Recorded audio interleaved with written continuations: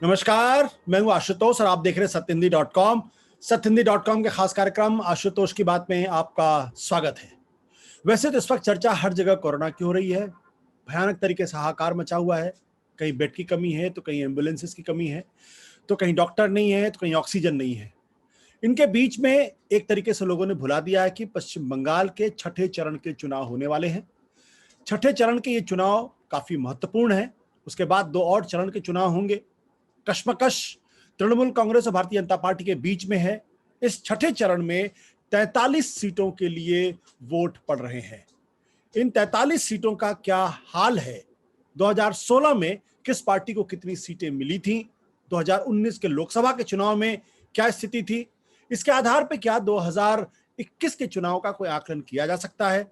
इन्हीं सब मसलों बात करने के लिए इस वक्त हमारे साथ मौजूद है कार्तिकेय बत्रा, जो इस वक्त सीधे हमारे साथ वॉशिंगटन मेरीलैंड से हैं और यूनिवर्सिटी में है। उनका दिल्ली में ओपी, दिल्ली का मतलब आपके एनसीआर जोन में जो ओपी जिंदल यूनिवर्सिटी में भी पढ़ा चुके हैं और भारत के चुनाव पर गहरी नजर रख रहे हैं। आपको लगातार हम पिछले 5 चरणों से उनसे बातचीत करा रहे हैं, आंकड़ों के आधार पर आकलन विश्लेषण कर रहे हैं। तो एक बार फिर हमारे साथ मौजूद है कार्तिकेय, बहुत बहुत स्वागत है। कार्तिकेय, जरा हमारे दर्शकों को बताइए ये कौन सी सीटें हैं, किन जिलों में है और इनकी विशेषता क्या है? धन्यवाद आशुतोष जी। तो आज जैसा कि आपने कहा, छठा चरण है, 2 चरण होंगे इसके बाद। 43 सीटें जाएंगी चुनाव के लिए कल, और ये 4 जिलों में स्थित हैं। इनमें एक जिला उत्तर बंगाल, उत्तर दिनाजपुर जिसे कहते हैं, और 3 जिले दक्षिण बंगाल, नॉर्थ 24 परगना, नदिया और पूर्वा बर्धमान। तो ये 43 सीटें हैं। और अब वही बात है, पिछली बार की ही तरह 2 बहुत अलग अलग एरियाज हैं। 2 बहुत अलग अलग एरियाज के अपने अपने डायनामिक्स हैं और अलग अलग फैक्टर्स प्ले करेंगे इन सीट्स में। ये 2016 में जब विधानसभा के चुनाव हुए थे, उस वक्त तो भारतीय जनता पार्टी बहुत ज्यादा अस्तित्व में थी नहीं। तो उस वक्त जो लड़ाई थी असली, और कांग्रेस लेफ्ट और तृणमूल कांग्रेस के बीच में थी। तो तृणमूल कांग्रेस को कितनी सीटें तब मिली थी और बीजेपी का क्या कुछ परफॉर्मेंस था उस वक्त? बीजेपी का 0 स्कोर था इस फेज की सीटों के अनुसार 2016 में। लेकिन जैसा कि अब हम आगे चर्चा करेंगे, 19 में ये बिल्कुल बदल गया था। तो 43 सीटों में 16 में तृणमूल की 32 सीटें आई थी और कांग्रेस लेफ्ट कोएलिशन की 11 सीटें आई थी। और अगर हम इसको वोट शेयर के अनुसार देखें, तो 45% मिला था वोट शेयर तृणमूल कांग्रेस को, 39% कांग्रेस और लेफ्ट को, और 11% एनडीए को। अब हमें इसमें इस रीजन को भी समझना होगा आशुतोष जी कि जो हम साउथ ईस्ट की बात कर रहे हैं, ये तो हम बात करते ही रहे हैं कि नदिया, नॉर्थ 24 परगना, ये मतुआ समुदाय यहाँ पर काफी अच्छी संख्या में है। पर उत्तर दिनाजपुर, जो इस बार एक नया जिला जा रहा है जिसके बारे में हमने कुछ बात नहीं करी है पहले, यहाँ पर माइनॉरिटी पॉपुलेशन काफी अच्छी संख्या में है, 50% के आसपास। साथ ही साथ शेड्यूल्ड कास्ट भी 27% है। और इस 27% में एक बहुत बड़ा जो नंबर है वो राजवंशी और मतुआ का है। और उसमें भी राजवंशी डोमिनेट करते हैं। मतलब जब मैं कह रहा हूं बहुत बड़ा, तो मतलब 75% ये दोनों मिला के बनते हैं। उस मतलब शेड्यूल्ड कास्ट के 27% का 75% ये बनते हैं, राजवंशी और मतुआ। और उस 75 में से 60% राजवंशी है, तो एक अच्छा फिगर है शेड्यूल्ड कास्ट का। तो 16 में कांग्रेस और लेफ्ट ने इन 9 जो इनकी 11 सीटें आई थी, उनमें से 5 सीटें उत्तर दिनाजपुर से आई थी। अच्छा। तो उत्तर दिनाजपुर की 9 सीटों में से वो 5 सीटें लेकर आए थे 16 में, और जो बाकी 34 सीटें बची उसमें से केवल 6 सीटें लेकर आ पाए थे। तो आप समझ सकते हैं कि कितना अलग है ये, कितने अलग हैं ये 2 इलाके। और उत्तर दिनाजपुर में 2 शेड्यूल्ड कास्ट रिजर्व सीट्स भी थी, और वो दोनों ही कांग्रेस और लेफ्ट का अलायंस जीत के आया था 2016 में। तो 2019 का जो पूरा आंकड़ा होता है, इसमें जो लोकसभा की सीटें थी, कितने विधानसभा सीटों पर तृणमूल कांग्रेस आगे रहती है और भारतीय जनता पार्टी लेफ्ट और कांग्रेस को रिप्लेस कर देती है? बिल्कुल सही बोल रहे हैं आप। तृणमूल कांग्रेस 24 सीटों में लीड ले पाती है सेगमेंट्स में, और भाजपा 19, कांग्रेस और लेफ्ट 0 पे आ जाती है। और फिर वही बात है, हम जो कंपैरिजन 19 से कर रहे हैं, क्योंकि 19 का जो रुझान है वो हम इग्नोर नहीं कर सकते, क्योंकि 16 में भाजपा बिल्कुल नॉन एंटिटी थी बंगाल में। अब इस 24 और 19 को अगर हम वोट शेयर के हिसाब से देखें, तो 43% तृणमूल 41% एनडीए और लगभग 13-14% कांग्रेस प्लस लेफ्ट, जो कि उस समय अलायंस में नहीं थे, पर उनका हम कंबाइन करके वोट शेयर दे रहे हैं। फिर वही बात है आशुतोष जी, ऐसा लग रहा है किसी ने दोनों को स्विच कर दिया हो कि 16 और 19 में कांग्रेस और बीजेपी, कांग्रेस लेफ्ट और बीजेपी के वोट शेयर स्विच हो गए, ऐसा फिर से लग रहा है। लेकिन अब इसमें एक जो, ये तो ऊपर की बात हो गई, अब नीचे के स्तर की बात करते हैं। जब हम इसको ब्रेक डाउन करते हैं साउथ और नॉर्थ बंगाल की सीटों में जी, तो साउथ बंगाल में तो और आप देखेंगे कि इन दोनों ही इलाकों में कांटे की टक्कर थी। साउथ में 34 सीटों में तृणमूल 19 पे लीड करती है, भाजपा 15 पे, सिर्फ 4 का गैप है। और नॉर्थ में उत्तर दिनाजपुर में 9 में से तृणमूल 5 लेके जाती है और भाजपा 4 में लीड करती है।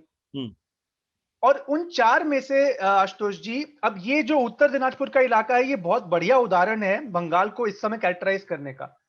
जैसा कि हम कह रहे हैं कि बंगाल में कांग्रेस लेफ्ट का वोट भाजपा को चला गया है, बहुत अच्छा उदाहरण है। कैसे? जो 4 सीटों में भाजपा लीड करती है 19 में, उनमें से 3 सीटें 16 में कांग्रेस और लेफ्ट के पास थी। अच्छा। और उनमें से 2 सीटें शेड्यूल्ड कास्ट की हैं। ओके। तो हम तो बहुत पहले से कह रहे हैं और काफी एक्सपर्ट्स ये बोल रहे हैं कि भाजपा पिछड़ों की पार्टी बन गई है बंगाल में, या बनकर उभरी है रादर। तो आप देखिए वो दोनों शेड्यूल्ड कास्ट सीट्स भाजपा लेकर जाती है उत्तर दिनाजपुर में। तो एंड दिस इज डिस्पाइट कि वहां भारी माइनॉरिटी मतलब पॉपुलेशन है। तो एक तरीके से ये दो अलग अलग इलाके, अच्छा वोट शेयर के अनुसार भी इंटरेस्टिंग पिक्चर बनती है आशुतोष जी। साउथ बंगाल लगभग सेम रहता है कि तृणमूल और एनडीए लगभग सेम 44-42 और कांग्रेस और लेफ्ट 12%। लेकिन उत्तर दिनाजपुर में, और ये हम अगले चरण में भी देखेंगे 2 चरणों में, क्योंकि अब हम उस इलाके में आ गए हैं जहां कांग्रेस का कहीं ना कहीं इंफ्लुएंस है। मालदा मुर्शिदाबाद का बेल्ट जो माइनॉरिटी डोमिनेटेड बेल्ट है। तो नॉर्थ बंगाल उत्तर दिनाजपुर में कांग्रेस, तृणमूल और एनडीए का वोट शेयर लगभग सेम है, 39-38, लेकिन कांग्रेस और लेफ्ट का आशुतोष जी 20% वोट शेयर। ओके।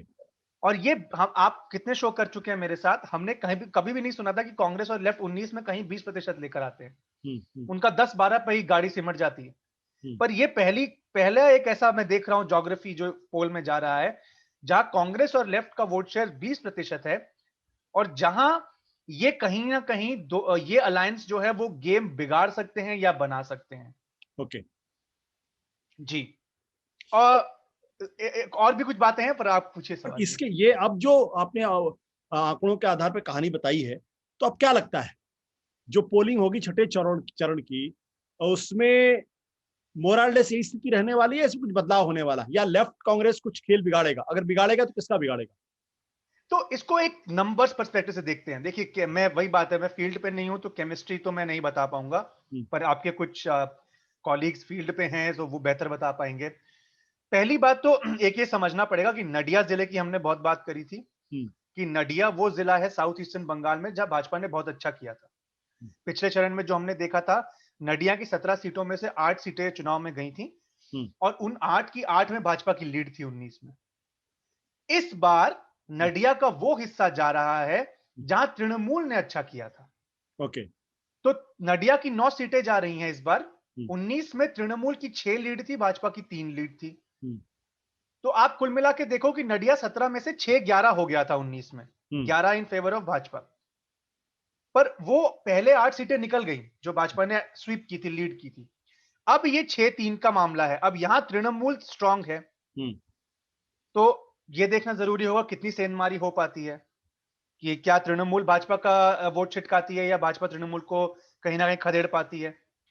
दूसरी चीज की ये भी मैं बोलना चाहूंगा कि उत्तर दिनाजपुर में क्या होगा, कि जो माइनॉरिटी वोट है क्या वो स्ट्रेटेजिक तरीके से वोट करेगा।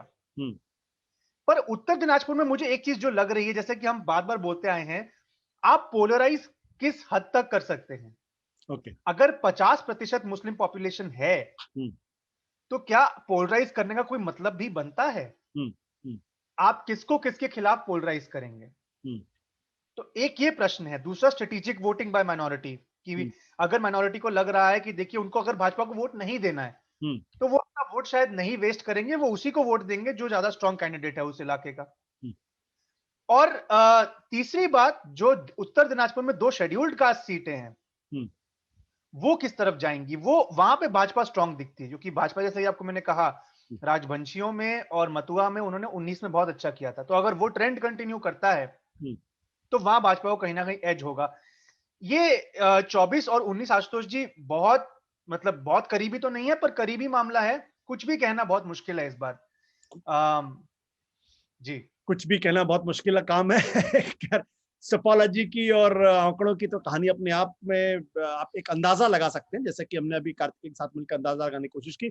इस चरण में भी लड़ाई कांटे की है, इसमें कोई दो राय नहीं है। पिछली बार अगर 24 सीटें तृणमूल को मिलने की उम्मीद थी और 19 सीटें अगर बीजेपी को मिलती हुई दिखाई पड़ रही थी, तो अगर 2-3 सीटें अगर तृणमूल से घट जाती, बीजेपी की बढ़ जाती, तो लगभग बराबर हो सकता था। 4 सीटें घट बढ़ जाती तो फिर उल्टा ये आंकड़ा हो सकता था। तो ऐसे में ये कहा जा सकता है कि जी एक ऐड करना चाहूंगा तो सर, ये जो कैंपेन सस्पेंड हुआ है बंगाल का भाजपा द्वारा आखिरी 2 चरणों का, उसमें आपके दर्शकों को मैं एक बात बता दूं, कहीं ना कहीं उनको इतना राजनीतिक नुकसान शायद नहीं होगा इस फैसले से, क्योंकि जो आखिरी 2 चरण की सीटें हैं वो उस माइनॉरिटी बेल्ट में है जहां कांग्रेस और तृणमूल के बीच, और कांग्रेस लेफ्ट और तृणमूल के बीच ही फाइट रहने वाली है। तो हम जब ये अनाउंसमेंट सुने तो उसका एक राजनीतिक मतलब भी है। बिल्कुल। बहुत बहुत शुक्रिया कार्तिकेय जानकारी देने के लिए, थैंक यू सो मच। सत्य हिंदी का ऐप डाउनलोड करें गूगल प्ले स्टोर पर।